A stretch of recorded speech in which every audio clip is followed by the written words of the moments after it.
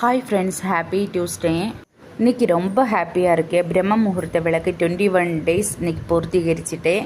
அதோட ஒரு முடிவு எடுத்தாச்சு. இனிமேல் பிரம்ம முகூர்த்த விளக்கு போடலாட்டியும் பரவாயில்ல, அண்ட் வீட்டில் விளக்கு எல்லாமே பிரம்ம முகூர்த்தத்திலே போட்டுருவோம் அப்படின்னு. ஏன்னா அவ்வளோ தெய்வீகமாக இருக்குது, பாசிட்டிவிட்டியாக இருக்குது, நமக்கு ரொம்ப நல்லா இருக்குது, மகிழ்ச்சியாக இருக்குது. எப்படி சொல்லணும்னு தெரியல, அந்தளவுக்கு ரொம்ப நல்லா இருக்குது.